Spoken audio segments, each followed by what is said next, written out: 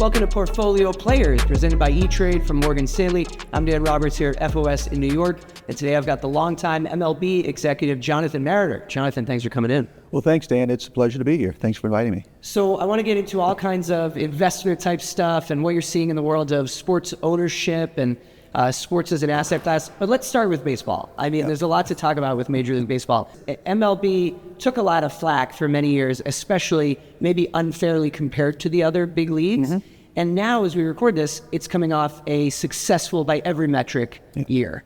I mean, a dream World Series, attendance was up, viewership was up, the pitch clock has worked, it seems to me, especially, now that you are removed from actually being a day-to-day MLB exec. What do you make of where things stand for the league? I think a couple of things have really helped them. First, as you've mentioned, I think the pitch clock has made a huge difference. When I was with the league, I worked primarily for Bud Selig, spent some time with Rob as well, but the pace of game was something that Bud always preached. It took some time to get a deal with the union in order to get those rules in place, but it's been a focus for the league for a long, long time, and I think it's really showing great results. The other thing is that, we have a lot of young players that are coming along, and stars really drive the sport. And to the extent that, a player like, Ohtani, I mean, they make a real difference, especially in a big market. And obviously, having a big market club like the Dodgers win a World Series, you get a lot of eyeballs. It gets a lot of attention, for sure. Yeah, Ohtani's been great for the game, especially growing the fan base in Japan. Now, you talk about big market teams.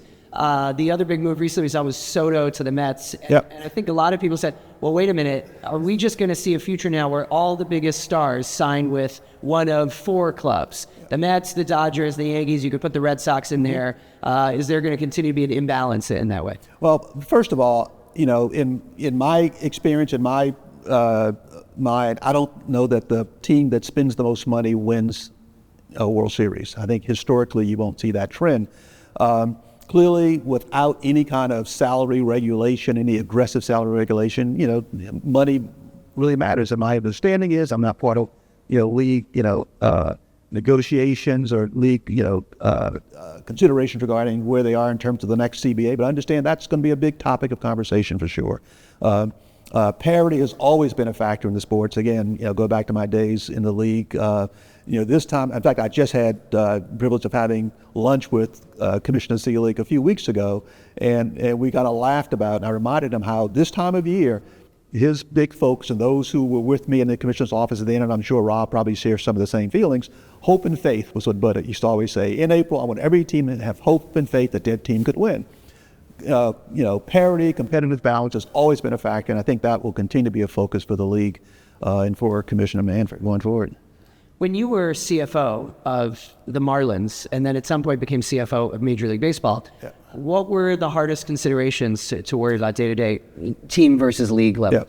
I would tell people the toughest thing about being a CFO at a team, and to a lesser extent at the league, the CFO role was largely the same as any other prior CEO role that I'd been in. The difference is you're doing it in a fishbowl.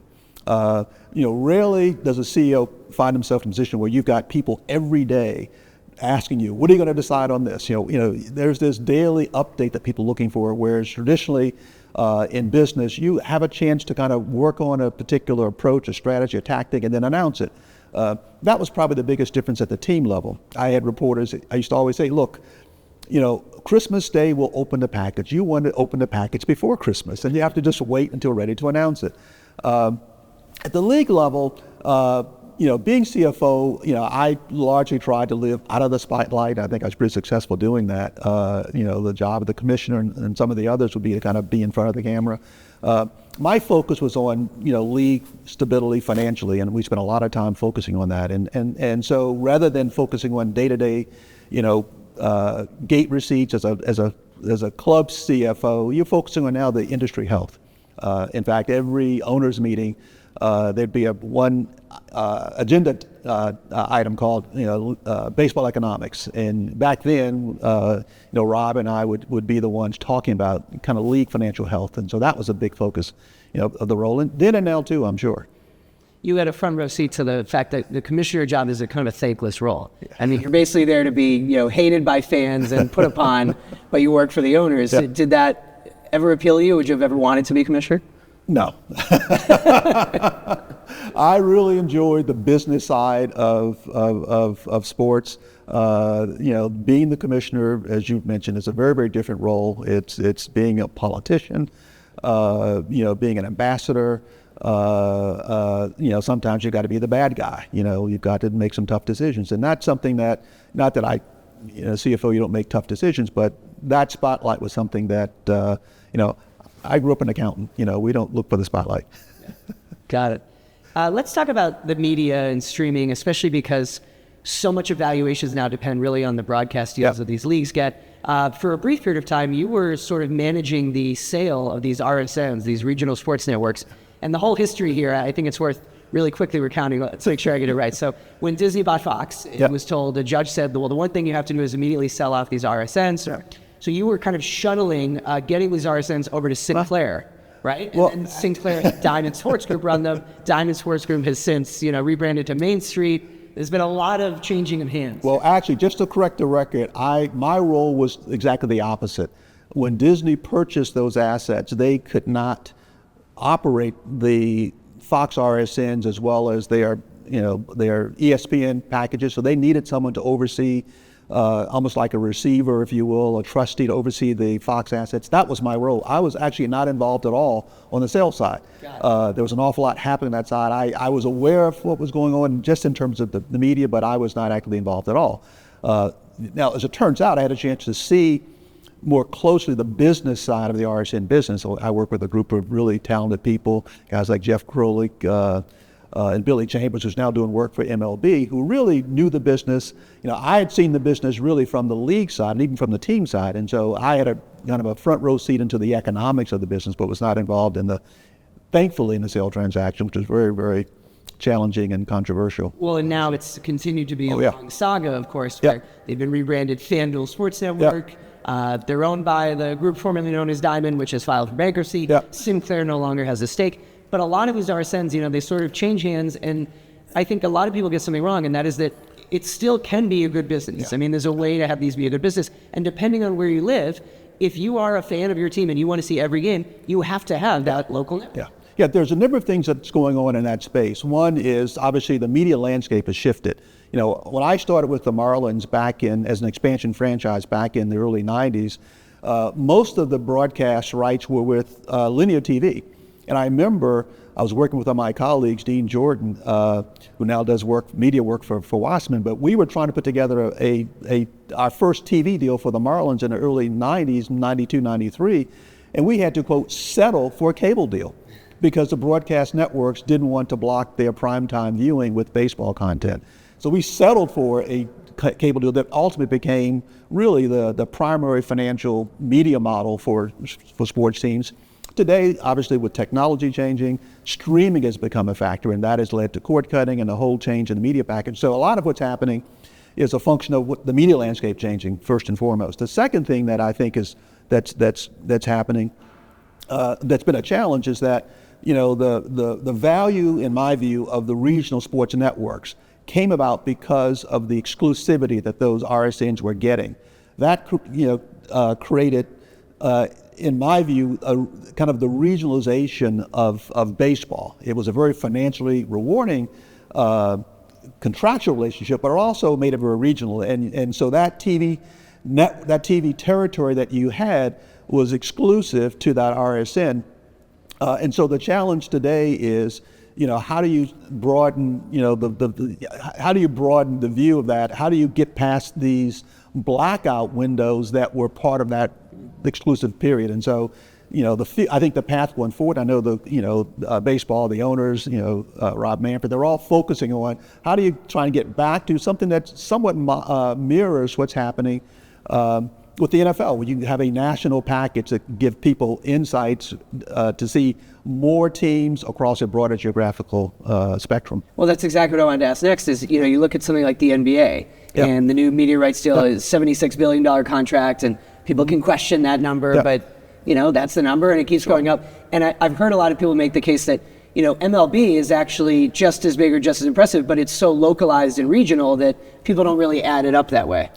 In my view, and I don't know the details other than what's been reported regarding the NBA deal, but in my view, they have moved in the direction that I think baseball also wants to move into. How do you broaden how do you create more opportunities for more people to see your content on multiple platforms? They are kind of maybe second mover, if you will, or first mover in terms of the streaming world. But I think that is the direction that, from what I'm seeing and reading, that baseball would like to go. Move away from this regional package and a cable-based product to one where people can see it on multiple platforms, multiple geographies. Yeah, of course, I guess what we can never have, which is what every fan wants, I think, I know I would pay for it, is just tell me how much to pay to see every single game that my team plays, no matter where I am, if I'm not local. Yep. And we're still not really there because of all these entrenched relationships.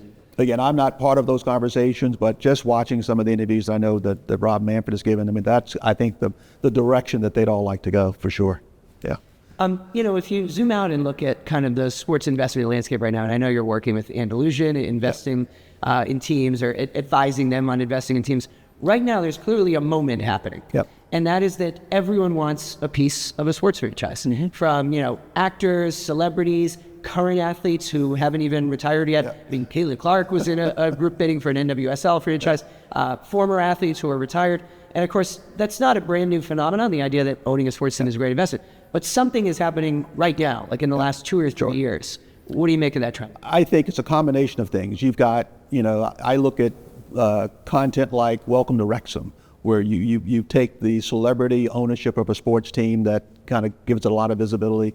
I think women's sports, at the collegiate level as well as professionally, has taken on a life of its own, and that's given it provided a lot of visibility into the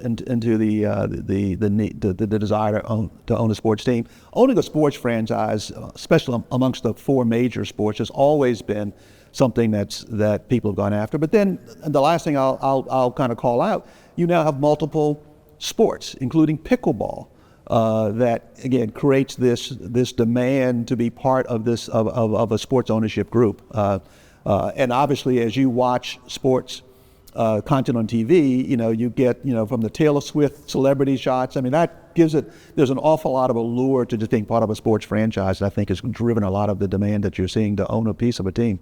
Is it practically a guaranteed investment? It depends on the sport. Depends on the sport for sure. I was on a sports panel a couple weekends ago talking about sports ownership, and they had someone, Will Packer, who just took in an interest in the Atlanta Falcons. He was talking about the journey to owning a piece of a sports team, and I thought he raised a lot of points that people should be aware of. First of all, it's a very illiquid investment. And ideally, in the right league, perhaps like the NFL, the chance of getting a capital call is pretty remote. Whereas in other sports, pickleball, capital calls, the phone may ring in a way you don't want it to, you may want to answer the call. But those are all, I think, factors that people need to think about in terms of, is this a good investment? A lot of times you'll find people who want to invest just for the love of the sport. It's a passion play for them. If you've got extra, cash, if you will, exactly. Investing in the sports franchise, a team for which you may have followed as a kid, is it's a passion play. And so there are a lot of different reasons, like in any other investment, you'd want to write a check, but you need to be very, very mindful of the ramifications, including you won't necessarily be sitting in the draft room. You won't be talking to the coach about player decisions. And those are things, too, that people need to be aware of as they make that decision. Yeah. Yeah, you mentioned the NFL, which just opened its doors to private equity ownership up to 10%. Major League Baseball and other leagues have allowed this for a while. There's specifically a flood of money coming from PE into sports at every level, not just pro. I mean, we're talking about youth sports. What are kind of the downsides and the positives? Well, there's been corporate sports ownership for some time. When I joined MLB back in 2002, the Dodgers were owned by News Corp, and the Angels were owned by Disney. Rogers. Exactly, and they continue to own interest in the team. And even today, the Atlanta Braves, have some ownership controlled by Liberty Media.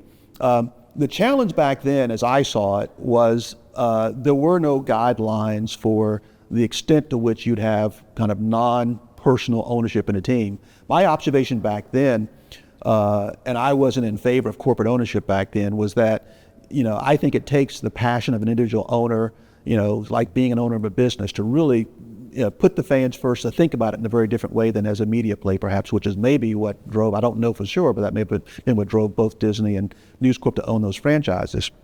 What has happened today, from what I've seen, is that as the leagues put in place rules, they first of all cap the percentage of ownership. That now makes it focuses back on the individual owner, being a primary, investor in the team, being exactly, and making the key decisions. I remember I was with the Marlins when the Dodgers were still owned by a News Corp, and we did a trade. I was with the Marlins in '97. In '98, our then owner decided he didn't want to lose another $35 million and decided to trade the players away. And we did this one deal. I think it was the Bobby Bonilla deal with the Dodgers, and it was literally, our owner talking to, I think, Chase Carey, who was with Fox at the time, and it was, an unusual situation when you don't have, traditional baseball. We had our president, rather, negotiating with someone who, there weren't baseball conversations, and I think capping the involvement percentage-wise and role-wise of private equity, I think in my view, puts it in the proper perspective. Given franchise values, I think it really requires other sources of capital to sustain the kind of prices that are being asked for. And so it was inevitable, I think, that you would have to get to that point. It's hard to write a check, if a franchise is going for $3, $4, $5 billion, it's hard to find a person who's going to write a check for, let's say, half of that. Especially if, in terms of an asset allocation, if you're going to allocate, let's say, no more than 10, 15, 20% of your assets to one particular investment, you've got to have a pretty big balance sheet to write that one check. And so it almost comes down to having to spread out the cap table in order to make these transactions viable. Yeah, that's exactly right. I mean, speaking of franchise values, a perfect example is the Boston Celtics sale, which reportedly we're talking $6.1 billion. The one guy who's going to be the face is only getting about 15%. Yeah. And he has a private equity firm, and then you've also got another private equity firm involved, but he needs to be contributing more than that other private equity firm. When you look at that figure, I think a lot of people kind of wonder, so can these price tags just go up forever, or is there a ceiling? I've been asked that question before. I remember, when I joined the league office in 2002, that was right at the same time that John Henry and his team were buying the Red Sox for just south of $700 million. People thought that was a crazy number. Fast forward, I was involved when the Dodgers were going through their bankruptcy, when the Frank McCourt, transition, and we were looking at bids. There were 5 teams, 5 groups. I think were in the final group of 11 that first bid for the Dodgers. It came down that weekend before to the last 3. We were looking at bids, getting hints of $1.1 billion to maybe $1.5 billion. It was going through a bankruptcy auction, if you will, and Guggenheim came in late in the evening, the night before the formal auction, 2.2. We're like, holy cow, what a crazy number! That we thought was way over the top, and so going from the Red Sox, $700 million to the Dodgers, probably 10 years later, looking at $2 billion, you thought, oh, that it can't sustain itself. And here we are, Steve Ballmer, pays $2 billion. What a crazy number. And it's hard to say no, those numbers are overinflated. I would look at, again, I'm not doing the analytics on this, but I think the trend in media and the value of that content to media tends to fuel the league and then fuel the franchise values. I think there's going to be some correlation. So the real question is, where's the media market going to go? Are we looking at, no one, back in the early 90s, no one even knew about streaming. And, so settling for a cable deal was this technology that was still new. The cable penetration wasn't that high. Who knows sitting here today what the media market will look like, another 10, 15 years from now, that might either sustain and, surpass what we're seeing today, or perhaps it's a very, very different world, and all of a sudden the content that we now, value so much, that's driven by ad dollars, et cetera, may be very, very different and may not sustain that. Yeah, that's right. I mean, I remember when Jamel Dam was kind of the early innovator in this, with MLB.TV. And, sort of came out from the behind the curtain. Yep. People realized that MLB was actually an innovator. But that was fueled by technology. Over the course of, of BAM's, evolution, we started with, initially just being able to listen to the game on your computer, on a desktop, much less a laptop, to being able to kind of watch it on a desktop and I remember doing a lot of the BAM board meetings talking about, once, the streaming, once, high speed, Wi-Fi became a factor, it totally changed the face of that business and all of sports for that matter. And so technology has really been the driver, which is, to my earlier point, who knows where the media market will be, but I think that will have a tremendous bearing on the value of that content and therefore the value of the franchises that generate that content. Oh, I have to ask what you think of the, divorce between MLB and ESPN. And of course, now we're hearing maybe they come back together in the future, but that's sort of a shame to see. Yeah, I wasn't at the table. There's always been, from my time at MLB, there was always this tension between ESPN and MLB in the sense that they needed each other, but and this is just my view. ESPN, we were the second fiddle to the NFL. And I think the other sports leagues may feel the same way. ESPN loves the NFL, and I think that was always a factor. I don't know what led to the, quote, breakup. I'd like to see them get back together. ESPN's been a great partner for baseball for a long time, and who knows? Again, I'm not part of those conversations to be able to give any greater insights than what, one might, think about from the sidelines. Yeah, me too. I'd like to see them get together.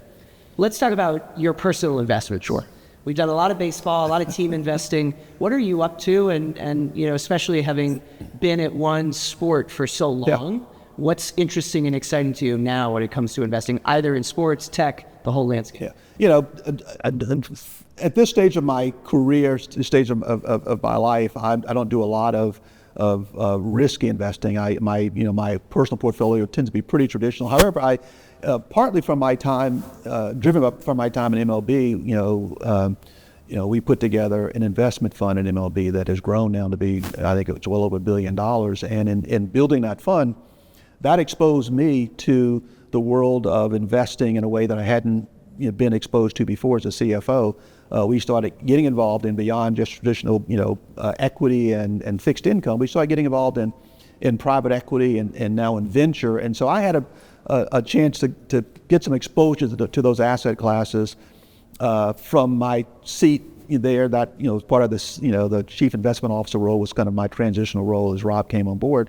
But it was continuing, to focus on that particular asset that we had built at the league. That gave me exposure to venture, and so I have some personal investments in venture. A lot of it is based on relationships and ideas. Like most VCs, you get one or two that work, and every year you get a write-off, whether you like it or not. But today, most of my work, I'm supposed to retire, although my family laughs. You can't tell from my calendar. But since I left baseball, I've mainly been involved in corporate board work. I just rolled off the board of Tyson Foods after 6 years there. Still on the board of Rocket Mortgage, Dan Gilbert's company, two other publicly traded companies, and a couple of private boards I serve on. And so that gives me exposure to different industries, being in financial services. One of the other public companies, OneStream, is financial services. They do enterprise level consolidation and forecasting software. I'm on the board of a company called Five9. They're involved in, the simple description. It's contact center software. Most people think of it as call center software. For example, if you call American Airlines, they'll say, "Hello, Jonathan. I recognize you from your phone number. Are you calling about this flight? It's this." It's an AI. Exactly, but that combination of integrating all those systems, using AI to really advance that, that board gives me exposure to, again, another technology that kind of keeps me informed about what's happening in the world. So that's kind of what keeps me busy these days. Tyson Foods and Rocket, these are big consumer-facing brands. What do you hear companies and corporate boards saying these days about sports? Having you in the room is probably interesting for a lot of these people. Well, for the most part, most corporations look at sports as a way to promote their product. Tyson wasn't as actively involved in the sports space, although I have to give a shout out to my friend and Tyson Sherman, John Tyson, who was heavily invested in collegiate basketball and the Arkansas Razorbacks. He's a big Razorback fan, and so in fact we still share text about what the progress of the Razorbacks over the. How much has he given in NIL? I don't know the number, but I understand that he's been a big booster, yes. Not just for NIL, but he owns a private golf facility in Springdale, Arkansas, in Fayetteville, and the Arkansas golf team, that's kind of their home course, if you will. And so he's been a big supporter for Arkansas sports for a long, long time, long before NIL became a thing. What do you think of the way that college sports has been, financialized and professional? What's interesting was that I was just rolled off in December the Knight Commission for Intercollegiate Athletics. A lot of people don't know what that is, but it's an organization funded by the Knight Foundation that whose primary purpose was to try and keep the focus on the academic side of collegiate athletics. A lot of the innovations that came out of, a lot of the changes, I should say, that came out of the NCAA were usually first made as a recommendation by the Knight Commission. The members tend to be current and former athletic directors, college presidents, athletes. When I was on the board, Paul Tagliabue was on the board with me. I joined at the same time that David Robinson joined. And so you get a lot of, in my view, impartial but somewhat informed people who want to help advance collegiate athletics. When the NIL topic first came up, the Knight Commission put out a paper suggesting how it ought to be regulated. And the NCAA is a very, very complex organization, and I would tell people part of my role, not being as familiar with collegiate athletics and being on that commission, was to give them some insights into how things worked on the professional level. And I would share a lot of comparisons. And one of the things I would point out that I think has impacted, again, in my view, NILs and how that is impacting the collegiate area was that, in the professional side, you have several things that's hard to really envision today in collegiate athletics, which has led to, in my view, a lot of the uncertainty, and I say chaos. It seems chaotic compared to what it was before, but I think it's fair. But in the professional side, you will have a commissioner who can make a decision for the benefit of the entire sport. You have, I think, a group of owners, team owners, who all have the same goal. And I mentioned before, competitive balance. Most leagues want competitive balance. You don't want the same team winning every year. 5, 6, 7 years. You tend to lose interest. On the collegiate side, though, you not only have the NCAA that is driven by members who are on paper represented by the college president, but the college president has probably 8 other constituencies between their chancellor, the state legislature, boosters, you name it, their own board. Collegiate athletics is probably, point number 16 on their list of priorities day to day. So the athletic director is now the person representing the interest. But the athletic director doesn't have the same skin in the game that you might find on the professional side. And so you've got all these mixed loyalties and all these, what I would call a dispersed set of decision makers who don't all even align on what they're trying to accomplish. I think that if the SEC won every college championship football for the next 10 years, they'd be very happy. It would probably, I think, hurt, I should say, would be the word, collegiate athletics. What makes March Madness so much fun is, you talk about hope and faith, on any given Sunday, you have that today. This year's a unique year with all number ones making the Final Four, but ordinarily when the tournament starts, everyone's got a shot. If collegiate athletics, because of the impact of money and NILs, became a money wins, I said earlier, in our conversation, I don't think it necessarily works in baseball on a regular basis, but if that's what's going to drive the sport, I think that's going to be a real challenge for the sport going forward. With the transfer portal, on the professional side, it wouldn't be difficult for a commissioner and the owners to say, we want to put some rules in place regarding transfers. We're going to put some rules in place regarding NILs. You don't have that voice, and I think part of it is legislative. I think there's a fear on the part of the NCAA and a lot of the commissioners. Do we really want to kind of collude, if you will, to get together and put in place rules? You don't have, with collective bargaining in place on the professional side, you can negotiate the other side of that equation with the participants, the players, with the athletes. You don't have that yet in collegiate athletics. So there's a lot of complexities that I see from my, having been on the Knight Commission that by comparison creates a lot of the chaos that I think is out there today. And I'm not sure if there's yet a clear solution. Well, it sounds like you fall on the side of we need at least maybe a commissioner, certainly in college football, but maybe a commissioner for all college sports. And the president of the NCAA is not that person. Exactly. They don't have that decision-making authority. I think another factor that's yet to, the House case is being settled. I still think there's the issue of player representation, collective bargaining, that has yet to be resolved. I think, in my view, it'll take that getting resolved one way or the other, either through some congressional action or a formal, recognition in some limited way of the player, quote, bargaining rights, in order to have a system where you can now sit down and come up with a set of rules that will create more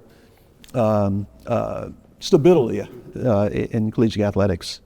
Jonathan, let's end on this. In all your years of being a CFO, being a CIO, now you're on a bunch of boards. What have you learned about money and investing? What a question. I think the rules apply across the board. There's no, for whatever asset class you're looking for in terms of how you might invest. I think the traditional, if you look at the Warren Buffetts of the world, all the great investors, I think the rules apply across every asset class, including sports. There's no quick way to make money. There's no sure way to make money. I think you have to have the same kind of, thoughtful approach, understanding what your investment goals are, what your time horizon is, what your risk profile is. I think all of those things still apply, even when it comes to sports. A lot of people don't want to hear that you can't be quick. The meme economy and the meme coins and crypto and the quick stuff. Yep. Wow. So great. Jonathan, good stuff. Thanks for talking to me. Well, thank you for inviting me. I really enjoyed it.